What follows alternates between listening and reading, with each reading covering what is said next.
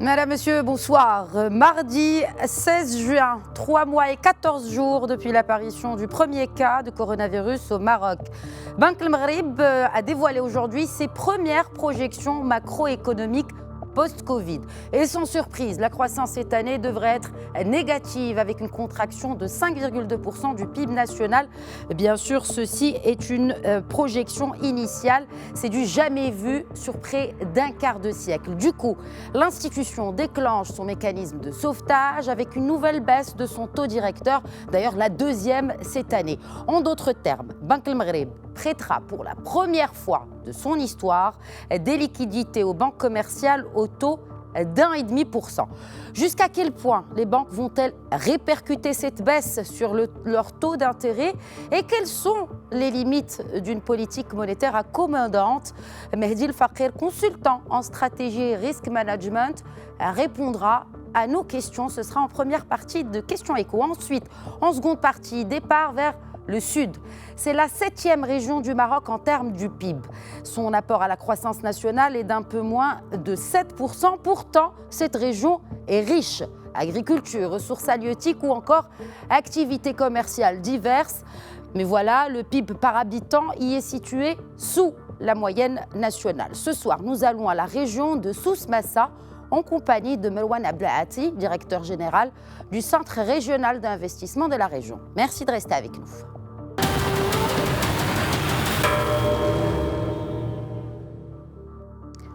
Mais avant, nouvelles mesures monétaires adoptées par Banque El Maghreb ainsi que les projections de croissance pour l'année de l'institution en cours avec Ala Abnani. Banque El Maghreb baisse son taux directeur à 1,5%. C'est l'une des principales décisions annoncées par la Banque centrale à l'issue de son deuxième conseil trimestriel tenu ce mardi. C'est également la deuxième baisse de l'année de ce taux après celle décidée en mars dernier. Autre décision annoncée par Banque El Maghreb, la libération intégrale du compte de réserve au profit des banques. L'objectif est de faciliter la relance de l'économie après bientôt 3 mois d'arrêt en raison de la Covid-19. Selon Banque El Maghreb, l'impact de cette pandémie est tel que le taux de croissance devrait se contracter de 5,2%, une première depuis 1996. La chute de la valeur agricole de 4,6% et de 5,3% pour les activités non agricoles en sont les causes. Seule bonne nouvelle, le taux d'inflation devrait se maintenir autour de 1% pour 2020 comme pour 2021. 2021, année de fort rebond de la croissance selon les prévisions de Banque El Maghreb qui l'annonce à 4,2%. Ce retour au vert ne pourra être possible que si la valeur ajoutée agricole bondit de 12,4% sous l'hypothèse d'une production céréalière de 75 millions de quintaux et d'une amélioration du rythme des activités non agricoles à 3,1%. Avant de parler de rebond, d'abord les effets, mais aussi les impacts de ce nouveau taux directeur sur les banques de manière générale et sur l'économie marocaine. Et par Skype depuis Casablanca, Mehdi El Fakher, consultant en stratégie et risk management. Bonsoir Mehdi El Fakher. Bonsoir. Alors, Banque El Maghreb réduit son taux directeur pour la deuxième fois cette année, le ramenant à 1,5%. Selon vous, les banques n'auront d'autre choix que de reconsidérer à la baisse leur taux d'intérêt, n'est-ce pas? Et surtout, est-ce que la Banque centrale peut motiver ou en tout cas mettre une pression quelconque sur ces banques commerciales pour justement qu'elles baissent les taux d'intérêt qu'elles appliquent, que ce soit pour les entreprises ou pour les particuliers? Il est clair que c'est une baisse qui est historique et que cette baisse, il a pour principal, bien sûr, objectif de permettre un refinancement de l'économie dans de meilleures conditions, non seulement sur le plan purement, je dirais, technico-financier, mais surtout sur le plan vraiment économique. Donc l'objectif aujourd'hui, c'est de faire disposer les entreprises des financements. Et de ce fait-là, les banques doivent, parce qu'ils considèrent le taux directeur comme étant un taux de base bancaire. Donc c'est un taux de base bancaire commercial. Et de ce fait-là, et en toute logique et de facto, il devrait y avoir une baisse des taux, ce qui permettrait également un meilleur assouplissement, parce que cette baisse est similaire à une baisse du taux de risque, un spread de risque. Donc l'objectif aujourd'hui, c'est effectivement, Banque El Maghreb aujourd'hui n'exerce pas de pression, mais il exerce une sorte de régulation. Et si Banque El Maghreb aujourd'hui cherche à baisser le taux directeur, c'est pour inciter les banques à jouer le jeu et de faire disposer bien sûr l'entreprise, les opérateurs économiques, des financements dans de meilleures conditions contractuelles. Très bien. Alors, bon, quand vous parlez de ces...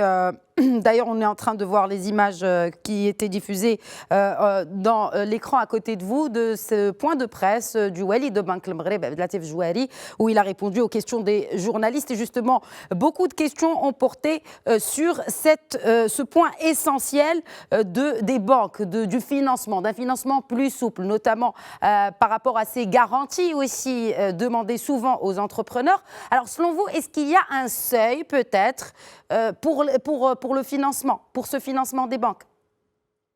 Écoutez, ceci dépend des cas qui peuvent se présenter. Il ne faut jamais oublier que ce qui est standardisé au niveau des banques, c'est le scoring, c'est la notation de risque. Absolument. Mais chaque dossier, c'est un cas à part.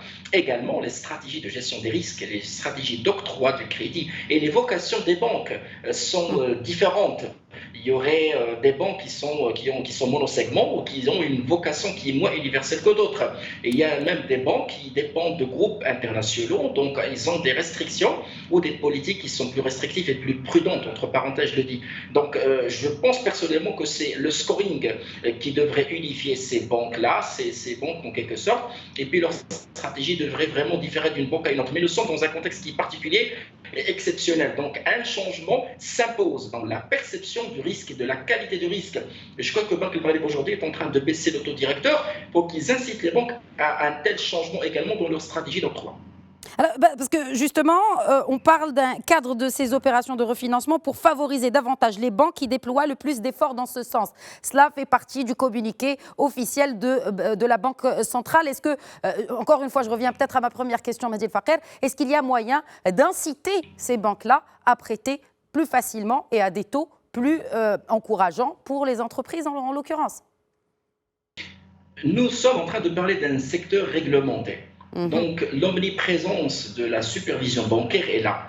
Donc, l'appréciation de la Banque centrale devrait se manifester au niveau des déclarations réglementaires et des statistiques qui sont communiquées par les banques. Donc, Banque El Maghreb serait, je dirais, plus compréhensive pour certains cas, pour certains environnements, pour certaines situations. Et de ce fait-là, les restrictions réglementaires et les ratios prudentiels et le cadre et le corpus réglementaire devraient être réestimés, reconsidérés selon les cas, selon si la banque en question est en train d'évoluer ou de faire évoluer son portefeuille dans un environnement qui est particulier. C'est là, à mon humble avis, la marge d'appréciation de la Banque centrale. Sinon, le cadre étant clair, Banque El Maghreb devrait ne pas faire jouer cette carte d'appréciation qui est individualisée selon les cas. Vous savez aujourd'hui que nous sommes devant une crise sanitaire qui a des collatéraux économiques et de ce fait-là, l'appréciation de la qualité du risque et le risque de contrepartie est complètement différente d'une banque à une autre, d'une contrepartie à une autre. Nous ne pouvons pas aujourd'hui raisonner de la même façon et donc ce traitement individualisé, c'est vraiment cette marge de manœuvre de la Banque centrale.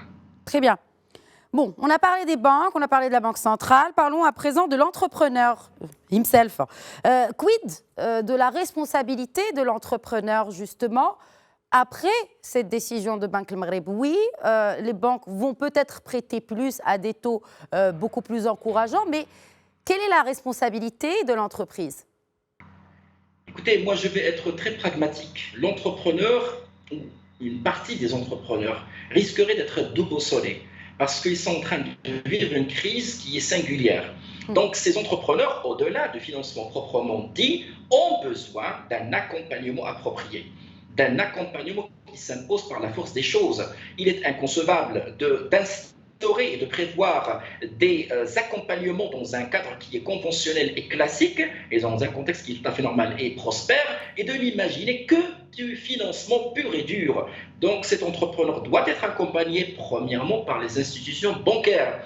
Aujourd'hui, le paysage bancaire... Mehdi Fakher, alors vous parlez de cet accompagnement par le secteur bancaire. Il y a eu bien sûr le lancement de cette opération Intelaqa, justement, où les banques se sont t'engager à accompagner les entreprises, mais encore une fois, ce n'est pas la première fois que je pose cette question à un de mes invités. Est-ce que c'est le rôle de la banque d'accompagner un entrepreneur ou une entreprise, soit à la montée ou encore une fois à la faire remarcher?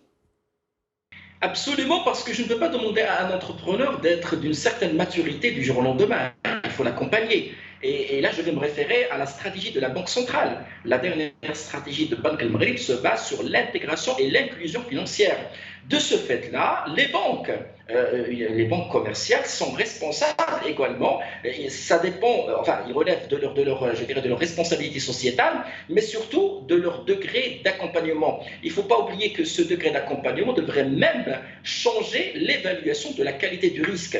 Et de ce fait-là, les mécanismes d'accompagnement qui existent, qui ont été annoncés par les banques, ces banques jouent déjà, ils ont déjà des structures qui sont dédiées. Il est inconcevable que ces structures ne fonctionnent qu'avec du crédit conventionnel, dans des conditions qui sont conventionnelles et classiques, dans un contexte entreparentale prospère et qui ne fonctionne pas dans un contexte de crise. L'entrepreneur, plus que jamais, aussi chevronné soit-il, a besoin d'un accompagnement. Ça, ce n'est pas uniquement bien sûr le rôle des banques, c'est le rôle aussi des forces de médiation. Bien sûr, les associations interprofessionnelles, les consultants, les conseillers, les conseils, mais tout ceci, c'est pour aider cet entrepreneur à surmonter cette crise et à profiter pleinement de ce financement. Sinon, ça va être... Alors, vous parlez de cet accompagnement. Cela va-t-il se répercuter peut-être sur la prestation ou sur... En tout cas, combien cela va coûter finalement à l'entreprise, cet accompagnement? Il a un coût quand même. Oui, absolument. Voilà pourquoi je dis que c'est un rôle très important de l'ensemble des parties prenantes que je viens de citer, les associations interprofessionnelles, les forces de médiation, les banques, les conseils, pour démocratiser l'accès à ce conseil, parce que c'est très important. Nous sommes en train de vivre des moments qui sont exceptionnels, et c'est des moments qui sont historiques, et il faut absolument faire un geste de part et d'autre. Aujourd'hui, nous ne sommes pas dans une perception qui est commerciale, purement commerciale. Nous sommes dans une perception qui est exceptionnelle. Nous sommes dans une opération de sauvetage. Banque al-Maghrib vient de faire un geste qui est extraordinaire et spectaculaire. Cette baisse est historique. Absolument. Donc, de ce fait-là, l'ensemble des parties prenantes doivent jouer le jeu également. Ils doivent consentir des baisses considérables, que ce soit sur les honoraires, que ce soit uniquement sur leurs coûts, parce que les banques doivent engager des coûts sans faire, en quelque sorte, facturer quoi que ce soit à leurs clients. Les associations interprofessionnelles se doivent également d'être plus dynamiques qu'auparavant en matière d'encadrement. Très bien. Avant de passer aux questions des internautes, une dernière question par rapport à cette baisse annoncée de la croissance, en tout cas, disons-le, à cette récession prévue pour le moment à 5,2%, en tout cas selon les premières prévisions de Banque al-Maghrib. D'ailleurs, encore une fois, le wali de Banque al-Maghrib, le mot qui revenait dans son point de presse était celui de l'incertitude. On ne sait pas encore, on ne connaît pas encore l'ampleur des dégâts et si ou pas il y aurait une deuxième vague de Covid. Mais en tout cas, que signifie cela pour la politique de l'État, pour le budget de l'État à l'avenir, selon vous, Mehdi Faker? Je pense que l'État a déjà fait son choix. Aujourd'hui, la relance devrait se faire par le levier monétaire. Ce n'est pas par le levier budgétaire. Nous ne pouvons pas aujourd'hui imaginer une relance par le budget parce que le budget de l'État est sous haute pression. Ici, une marge budgétaire, si on devrait imaginer une relance par la marge budgétaire, je crois qu'elle est très réduite. Aujourd'hui, il y a l'endettement, il y a également le déficit qui se profile et le Maroc aujourd'hui ne peut pas aller au-delà de certaines limites de peur de perdre une partie de sa souveraineté économique sur sa décision économique. Donc aujourd'hui, il est clair que l'État est en train d'imaginer une relance par le levier monétaire à travers, bien sûr, la contribution du paysage bancaire et à travers le financement du paysage bancaire. Très bien. Question des internautes. Et tout d'abord, Youssef, une politique de financement plus souple peut-elle avoir des effets inflationnistes, Mehdi Faker? Aujourd'hui, ces effets inflationnistes devraient être maîtrisables s'il y aurait l'accompagnement que je viens de citer. Si aujourd'hui nous allons jouer uniquement sur l'octroi de crédit, uniquement sur l'injection des fonds, l'injection du cash sans que ce cash soit mesuré, soit cadré, soit régulé, soit bien suivi, bien sûr, ça va se transformer en inflation et en tension inflationniste. Et malheureusement, la Banque centrale pourrait faire marche arrière en réinstaurant la contribution, enfin, la réserve obligatoire et puis en rehaussant le taux. Donc tout dépend bien sûr de ce suivi. Très bien. Deuxième question, Mehdi Faker, de Hicham. qui dit, sachant que cette politique monétaire n'a rien lancé depuis 2012, ne pensez-vous pas que ça profiterait uniquement aux banques qui, avec l'argent moins cher, ou avec de l'argent moins cher, elles achèteront des bons de trésor? Écoutez, aujourd'hui, il y a un régulateur qui a décidé une baisse extraordinaire et spectaculaire.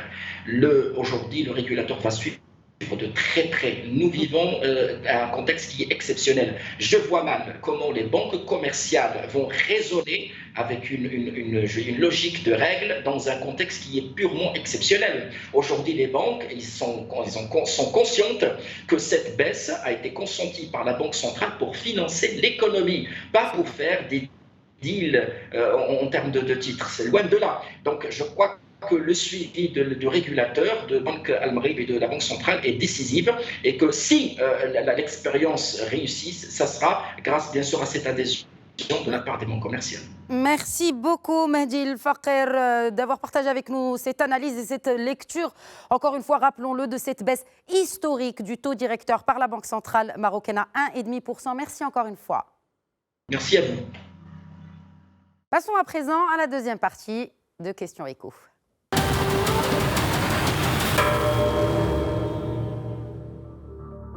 Tout d'abord avec ce papier de Ala Bnani sur les impacts de la crise Covid sur la région Souss Massa. Regardez.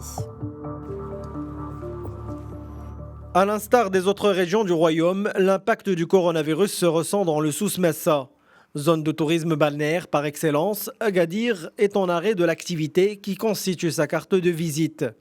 En plus de l'agriculture qui fait les frais d'une faible pluviométrie, les secteurs de l'artisanat et de l'informel sont négativement impactés à 90%, alors que pour le transport et les BTP, le repli est de 95 et 75% selon des études menées dans la région.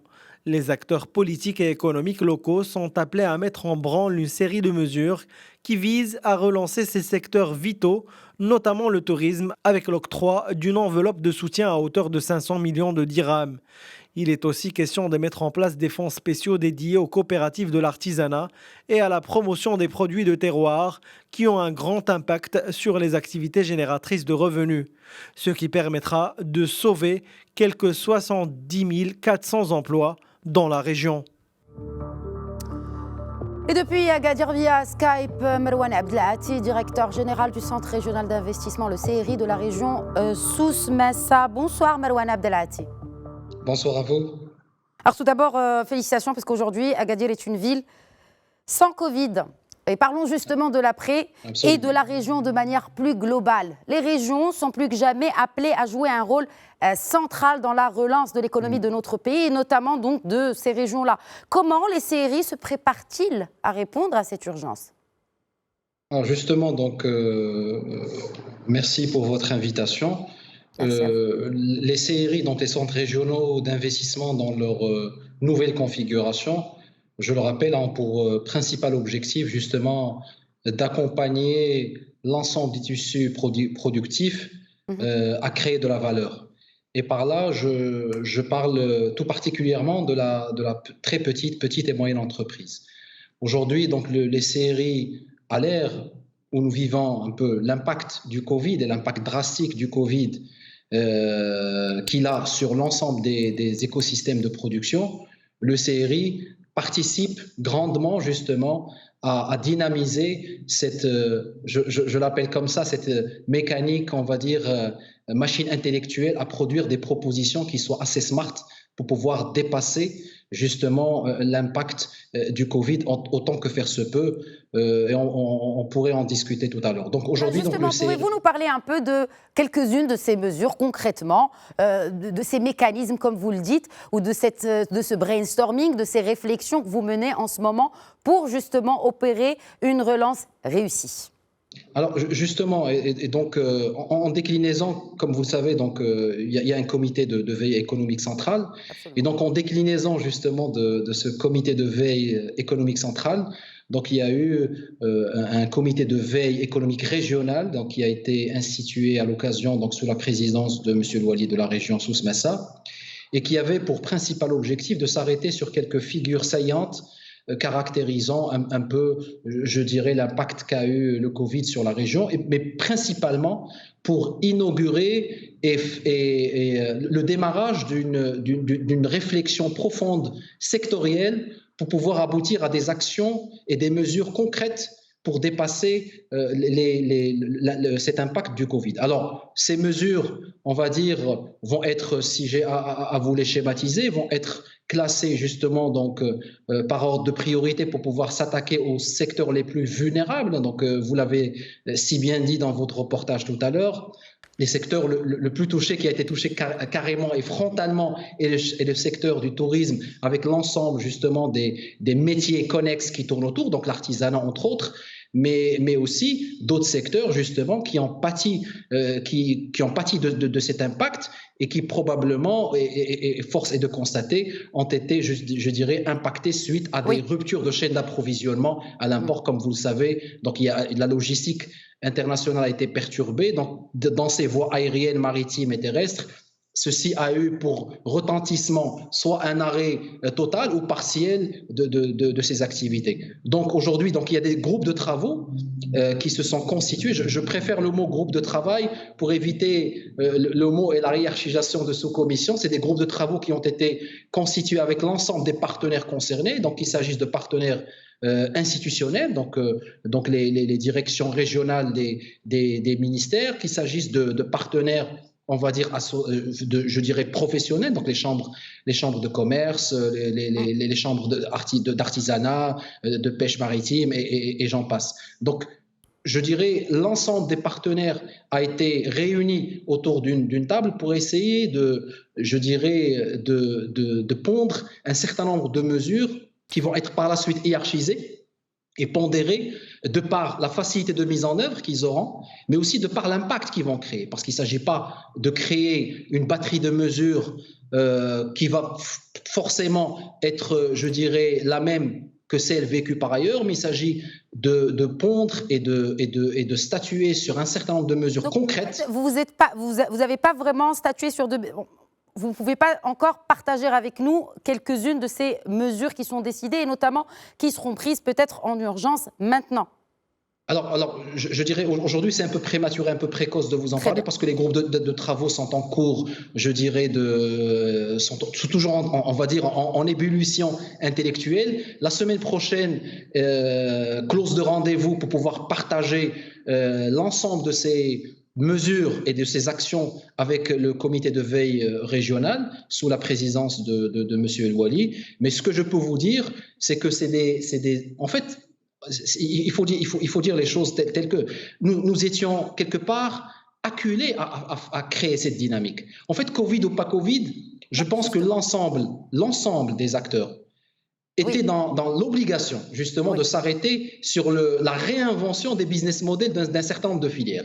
Aujourd'hui, vous l'avez si bien dit dans votre reportage, quand vous prenez le secteur agricole qui est quelque part une des locomotives de par sa contribution au PIB régional ou au PIB national, aujourd'hui avec l'ensemble, je dirais, des insuffisances hydriques dans lequel aujourd'hui il se retrouve, force est de constater qu'il fallait quelque part essayer de revoir un certain nombre de choses pour justement aller dans le sens soit de créer des relais de croissance, créer des relais de croissance, peut-être même relancer l'économie via l'investissement privé dans des secteurs justement avides de renouveau, dont celui touristique. Et d'ailleurs, le souverain, dans son discours de la Marche verte du 6 novembre dernier, avait justement estimé qu'il était inconcevable qu'en dépit de cette centralité géographique de la région d'Agadir et de ses ressources, de ses potentialités, que des infrastructures de base s'arrêtent à la hauteur de Marrakech. Alors justement, c'est ce qui me pousse à vous poser cette question. Qu'est-ce qui ferait qu'après le Covid,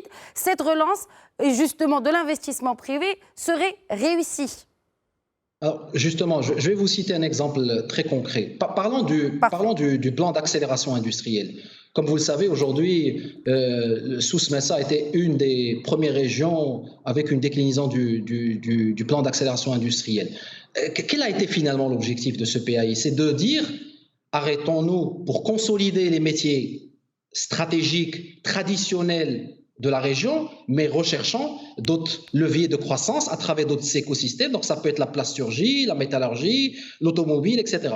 Aujourd'hui, nous sommes une région qui a l'ensemble des capacités, je pèse mes mots, l'ensemble des capacités foncières industrielles, ressources humaines, et là je parle du capital humain. L'université Ibn Zour est une des grandes universités du royaume, avec une pléiade de formations qui va du technicien simple jusqu'à l'ingénieur. Donc nous avons aujourd'hui un ensemble de batteries qui ont été identifiées pour pouvoir justement accompagner l'essor ou la mise en place de ces nouveaux écosystèmes industriels, pas en remplacement, je dis bien pas en remplacement, mais en consolidation des métiers, je dirais, traditionnels que connaît la région, à l'instar de la pêche, de l'agriculture, etc. Et du tourisme. Le fameux triptyque tourisme, agriculture, pêche, Absolument. le secteur classique.